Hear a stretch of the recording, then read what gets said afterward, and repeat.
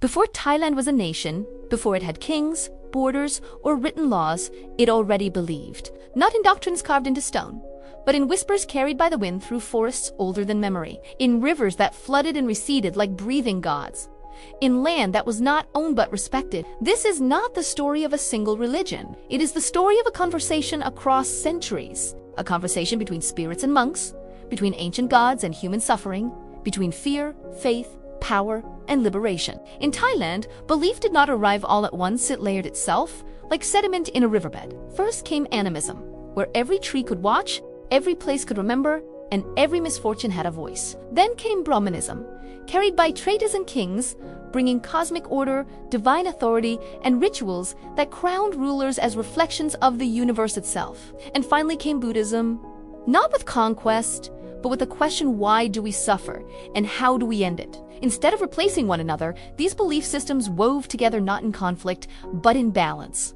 Each answered a different human need: survival, order, meaning. To understand Thailand is not to ask which belief is true, but to understand why all three still live side by side. This documentary is a journey into that living fusion where monks bless amulets, spirits guard homes, and ancient gods still watch over modern cities. This is Thailand's spiritual river shaped by history, sustained by belief, and still flowing today. Imagine Thailand not as a country, but as a river fed by many streams, some ancient, some distant, some unseen beneath the surface. To understand Thai belief, one must follow this river upstream, beyond temples and ceremonies, beyond statues and scriptures, back to the land itself. Before Thailand had kings, before it had borders, before it was even called Siam, the land already believed. The first layer, spirits older than history, long before written records. The people of mainland Southeast Asia lived close to forests, rivers, and monsoon skies. Survival depended not only on skill, but on harmony with nature. The land was unpredictable: floods, droughts, disease, wild animals. To explain these forces, people did not turn to philosophy or scripture. They turned to spirits. This is the oldest layer of Thai belief. Animism. In this worldview, the world is alive. Trees have guardians. Rivers possess moods. Mountains watch silently. Even land itself has memory. These spirits were not abstract gods. They were neighbors, capricious, powerful, and deserving of respect. If crops failed, a spirit was displeased. If illness struck, balance had been broken. Offerings of food, flowers, and incense were not superstition, they were negotiations for survival. This belief system left no temples of stone, no written doctrine, but it left something far stronger: habit. And habits endure longer than empires. Even today, spirit houses stand outside modern malls and condominiums mall, reminders that Thailand's spiritual roots lie not in heaven, but in the earth. The second layer, India's sacred shadow. Around the first centuries CE, a new current flowed into Southeast Asia. Not by conquest, but by trade. Indian merchants, monks, and scholars crossed the Bay of Bengal, bringing textiles, scripts, cosmology, and religion. Along with them came Brahmanism, an early form of Hindu religious practice. Where animism spoke to villagers, Brahmanism spoke to kings. It introduced an ordered universe governed by divine Dharma. Time became cyclical.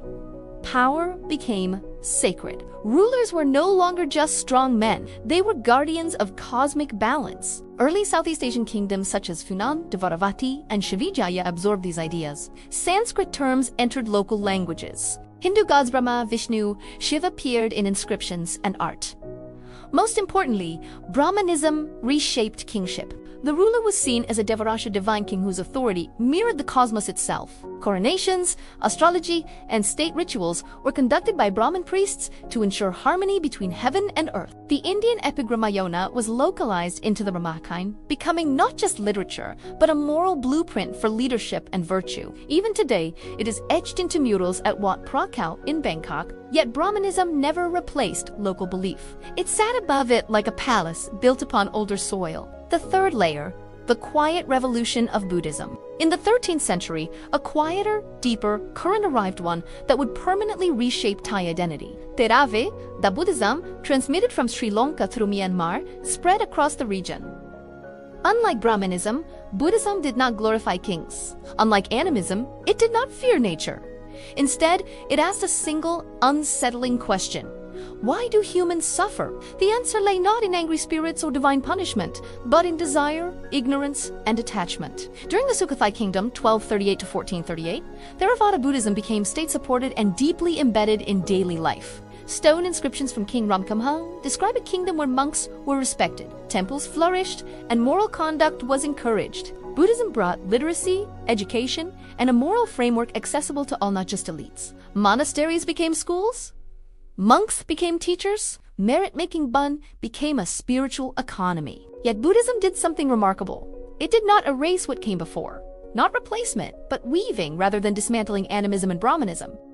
Thai Buddhism absorbed them, like a loom weaving older threads into a new pattern. Spirits were not denied, they were reclassified as beings within the Buddhist universe, still subject to karma and rebirth. Hindu gods were not rejected. They became powerful celestial figures, respected but no longer supreme. Brahmin rituals continued at court, while Buddhist monks guided moral life. Spirit mediums addressed fear, monks addressed meaning, Brahmins addressed legitimacy. Each belief answered a different human need.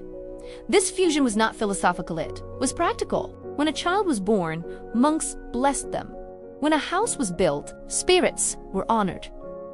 When a king was crowned, Brahmins invoked cosmic order. When death came, Buddhism explained what followed. No contradiction, only balance. Ayutthaya to Bangkok. Continuity through change as Thai kingdoms evolved from Ayutthaya to Ratnakazan. This layered belief system endured. Foreign visitors to Ayutthaya in the 16th and 17th centuries noted a land filled with temples, spirit shrines, astrologers, and royal Brahmin rituals. Even as Thailand modernized and resisted colonization, its spiritual structure remained intact. The Shakri kings of Bangkok continued Brahmin coronation rites while presenting themselves as Buddhist monks. To this day, Thailand's royal ceremonies are conducted by Brahmin priests, an unbroken line stretching back over 1,000 years. This continuity is rare. It is not stagnation, but cultural memory. The modern landscape, ancient belief, modern life walk through Thailand today, and the fusion is everywhere. A businessman prays to Ganesha for success. A taxi driver wears a Buddhist amulet for protection.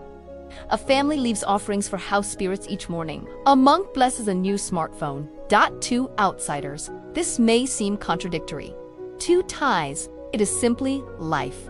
Ghost stories, sacred tattoos, sakyant, lucky numbers, astrology, and merit-making coexist with smartphones and skyscrapers. These practices are not relics, they are coping mechanisms refined over centuries. In a world shaped by uncertainty, Thailand's spiritual system does not demand belief, it offers reassurance. A river still flowing, Thailand's religious fusion is not a museum piece. It is a living system, shaped by geography, history, and human need. Animism taught respect for the unseen. Brahmanism taught order and authority. Buddhism taught release from suffering. Together, they form a worldview where fear and compassion, magic and meditation, karma and spirits all share the same current. Like a river, Thai belief has changed course many times, but it has never dried up. To understand Thailand is not to ask what religion do you follow, it is to ask how do you live with the seen and unseen? And in Thailand, the answer has always been together. Thailand's spiritual world was never built in a single moment, nor shaped by a single belief. It was formed slowly layer by layer like sediment carried by centuries of wind, water, and memory. Animism taught the people to listen to forests, rivers, and the unseen forces that share the land. Brahmanism taught order to kings, rituals, and the rhythm of the cosmos. Buddhism taught release not through power or fear, but through understanding, suffering, and letting go. None of these paths erased the others. Instead, they intertwined. This is why in Thailand, a monk may chant beside a spirit shrine, and a Hindu god may stand at the heart of a Buddhist city. It is why ancient rituals survive in modern streets, and why belief here is not rigid but alive. To outsiders, this fusion may seem contradictory. To Thailand, it is continuity. Faith here is not about choosing one truth over another. It is about balance between the seen and unseen, the past and present, fear and compassion, destiny and choice. Thailand's spiritual landscape reminds us that belief does not always demand certainty. Sometimes it exists simply to help humans endure uncertainty. And as long as incense, rises, bells echo in temples and offerings are placed quietly at dawn, this ancient fusion will continue. Not as history, not as myth, but as a living dialogue between humanity and the invisible world that surrounds it. This is not just religion. This is how Thailand remembers who it is. This story is only one piece of a much larger belief system. If you want more stories like this told slowly, honestly, and without exaggeration, subscribe and walk this path with us.